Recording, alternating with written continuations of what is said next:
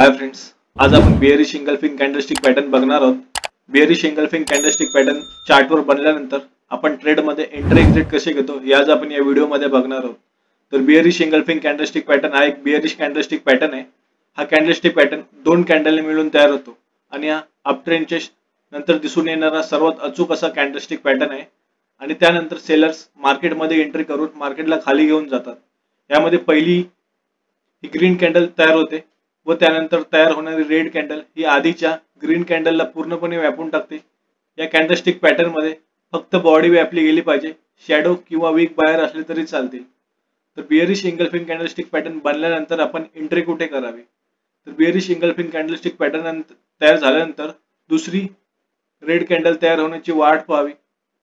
जर दुसरी red candle तयार झाली तर त्या रेड कॅन्डलच्या लोच्या खाली आपण ऑप्शन ट्रेडिंग मध्ये पुट ऑप्शन बाय करू शकता. निफ्टी किंवा बँक निफ्टी मध्ये किंवा स्टॉक्स मध्ये तुम्ही सेल करू शकता. आणि स्टॉप लॉस हा पहिल्या रेड कॅन्डलच्या हायच्या वर लावावा. तर BLS इनिशियल सर्व्हिस लिमिटेड कंपनीचा चार्ट आहे. या कंपनीच्या चार्ट मध्ये 13 सप्टेंबरला बियरिश इंगल्फिंग कॅन्डलस्टिक पॅटर्न बनलेला आहे.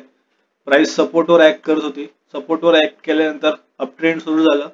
अपट्रेंड नंतर एक बियरिश इंगल्फिंग कॅन्डलस्टिक पॅटर्न बनली. त्यानंतर आपण सेकंड रेड कॅन्डल होण्याची वाट बघितली. त्या रेड कॅन्डलच्या लोच्या खाली आपण स्टॉक्स मध्ये सेल एंट्री बनवली असती आणि स्टॉप लॉस हा पहिल्या रेड कॅन्डलच्या हायच्या वर लावला असता.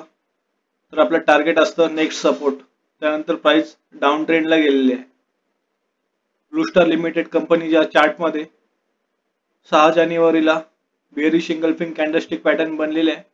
प्राइस इथे पण सपोर्टवर ऍक्ट करत होती. सपोर्टवर ऍक्ट केल्यानंतर प्राइस अपट्रेंड मध्ये जायला लागली. अपट्रेंड मध्ये बियरिश इंगल्फिंग कॅन्डलस्टिक पॅटर्न बनला.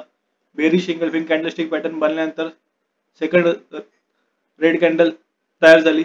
त्या रेड कॅन्डलच्या लोच्या खाली आपण एंट्री आणि स्टॉप लॉस हा पहिल्या रेड कॅन्डलच्या हायच्या वर. आपलं टार्गेट असतं नेक्स्ट सपोर्ट. त्यानंतर प्राइस डाऊन ट्रेंड मध्ये गेलेली आहे.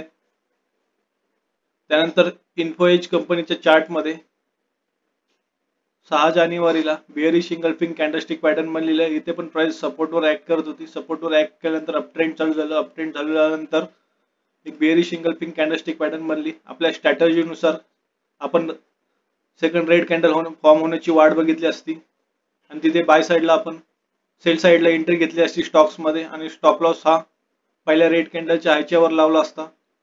तर आपला प्रॉफिट टार्गेट असतं नेक्स्ट सपोर्ट. आपला हा सपोर्ट असता. प्राइस डाऊन ट्रेंडला गेलेली आहे.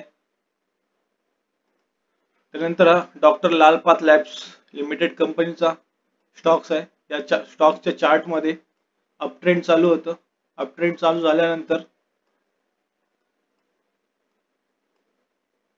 9 ऑक्टोबरला एक बियरिश इंगल्फिंग कॅन्डलस्टिक पॅटर्न बनलेली आहे. बियरिश इंगल्फिंग कॅन्डलस्टिक पॅटर्न बनल्यानंतर आपण सेकंड रेड कॅन्डल फॉर्म होण्याची वाट बघितली. त्या रेड कॅन्डलच्या लोच्या खाली आपली एंट्री असती आणि स्टॉप लॉस हा पहिल्या रेड कॅन्डलच्या हायच्या वर.